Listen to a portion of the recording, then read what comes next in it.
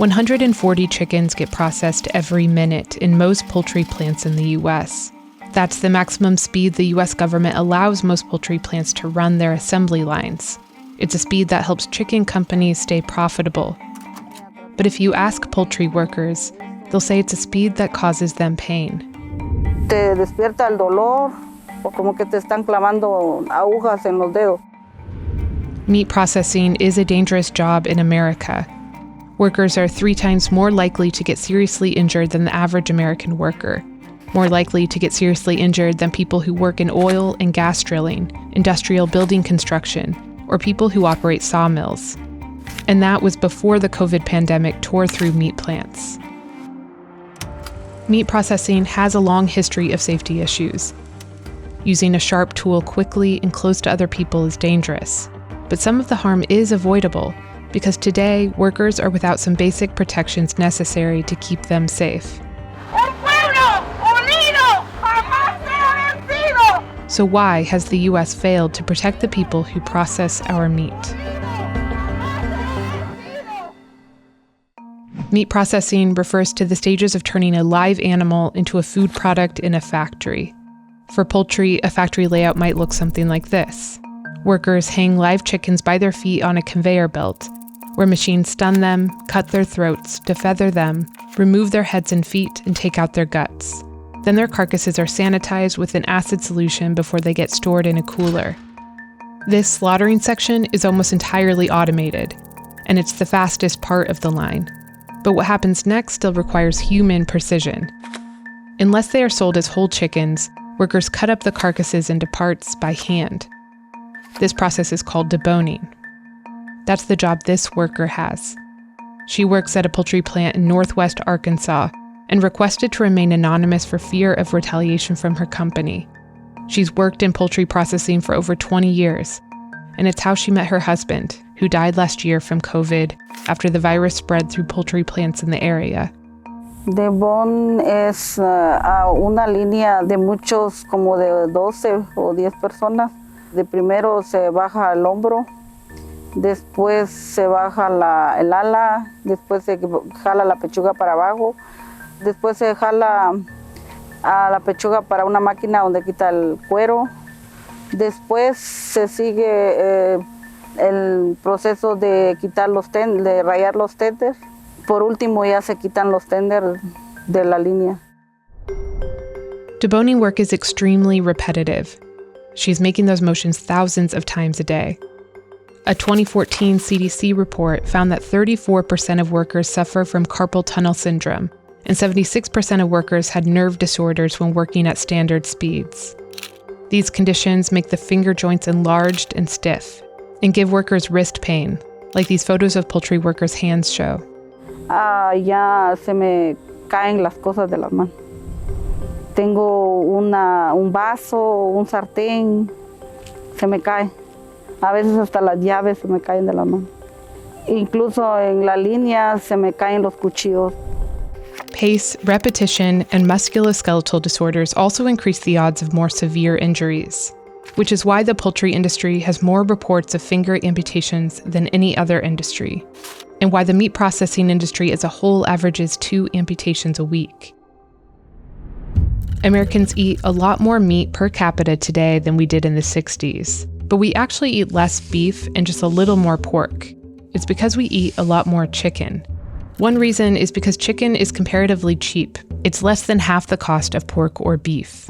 If a meat processing company wants to keep these prices low and its profits high, they can adjust their output. In other words, they can try to produce more chicken with the same cost of labor. That can be achieved through faster slaughter line speeds. The U.S. Department of Agriculture regulates meat processing line speeds, but it's primarily concerned with food safety. Another agency, the Occupational Safety and Health Administration, regulates worker safety, but doesn't have the power to set line speed limits. Line speeds affect both food and worker safety, but regulating them through the USDA means worker safety risks may be overlooked.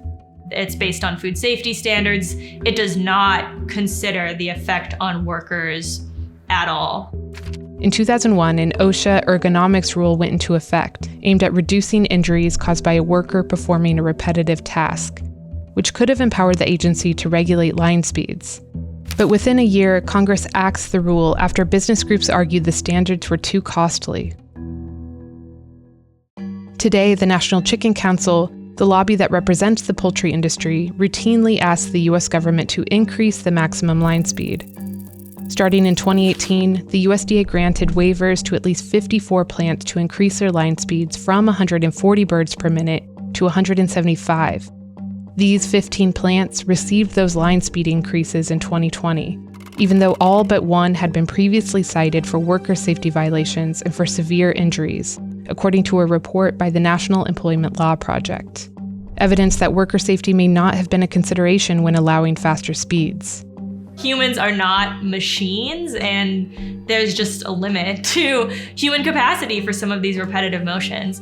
It's not just line speeds that fall into this gap in regulatory oversight. It's also why the amount of chemicals used to prevent foodborne illness, like peracetic acid, ammonia, and chlorine, aren't regulated for worker safety. Chemical accidents like ammonia and chlorine gas leaks injure hundreds of workers a year. And they frequently make workers sick. Cuando entro ahí en todo el área de trabajo, se me duerme la lengua, se me reseca la boca por eso. Los ojos le lloran a uno y duele mucho la cabeza. Y yo ahí el dolor de cabeza ya no se me quita, todo el tiempo lo tengo ya. Absent stricter government regulation to protect them, workers may feel like they have only one other option: unionization. But that's become out of reach for most workers.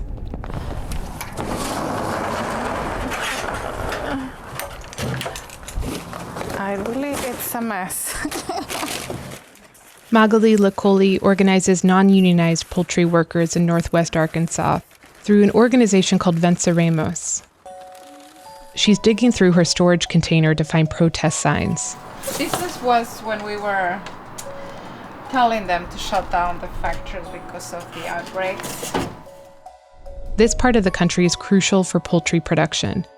These 3 counties in Arkansas process more poultry than almost anywhere in the U.S., and multiple poultry companies have plants here, including Tyson, one of the largest poultry-producing companies in the world, which has its corporate headquarters here in Springdale, Arkansas. That's where Magali is headed, to deliver a petition in protest of working conditions at a poultry plant also located in Springdale. Workers have been complaining a lot. The working conditions have gotten worse, even worse than the pandemic. There's less workers, and workers have to work faster, and the salary was the same. The petition asks for a $4 an hour wage increase, no restrictions on bathroom and water breaks, more frequent short breaks, and paid sick leave. When we reached out to Tyson for this story, they wrote that they have no reason to deny breaks to workers and claimed the petition was misrepresented to the workers who signed it. Venceremos organizes poultry workers from other companies in the area who have had similar complaints, like this strike at a George's poultry plant in Springdale, Arkansas. The work that Magali's organization does is important in a state like Arkansas, where the vast majority of poultry workers don't have access to a union. Unions have historically made dangerous jobs, like slaughterhouses, a little safer. But in the 1980s, union power declined, in part due to a rise in anti-union politics. Those trends hit the meat industry too.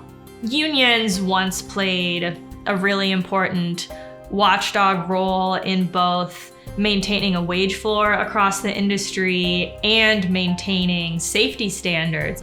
Pork and beef processing companies shuttered unionized plants located in urban areas and reopened non-union plants in rural areas.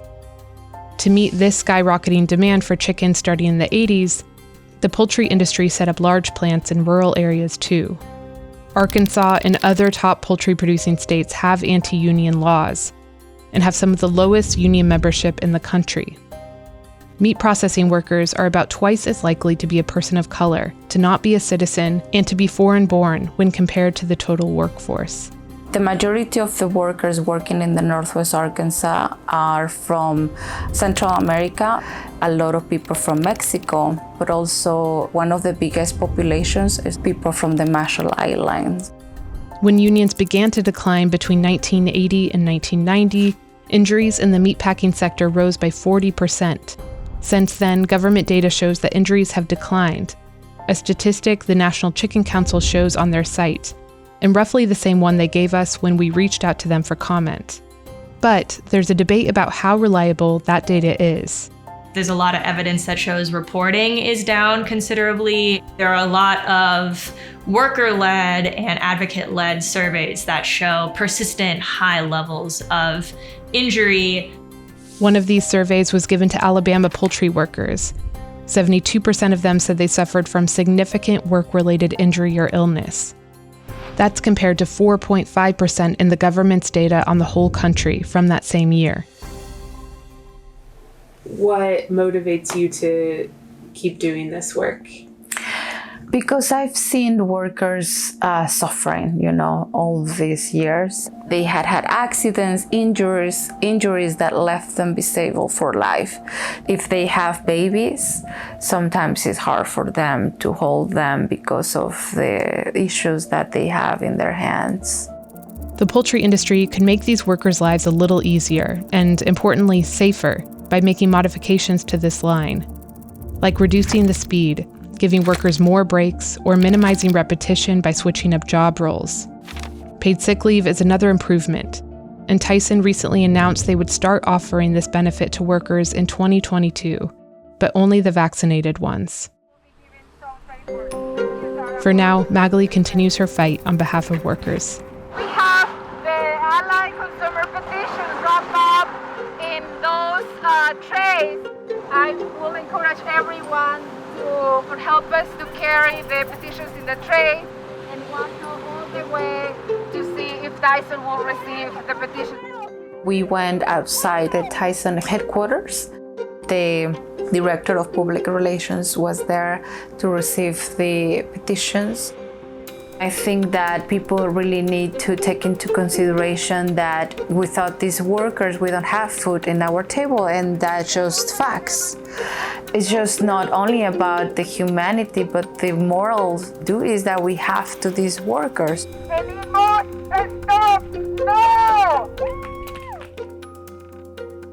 Hi, thanks for watching this second episode of our Future Perfect series on the meat industry. Something that didn't make it into this story is the impact that this book had. This is The Jungle by Upton Sinclair. It's a novel that was published in 1906 about the misfortunes of a Lithuanian family who immigrate to the US to work in Chicago's meatpacking industry. It was a bestseller of its day, and it was hugely influential. Theodore Roosevelt, who was the president at the time, even credited the book for inspiring him to pass the first food safety regulation in the US. But Sinclair apparently had hoped that the focus would have been more on the workers and the animals who were suffering in this system. I talked to Claire Kellaway about this. Sinclair, the author of The Jungle, will often say, I was aiming for readers' hearts and hit them in the stomach.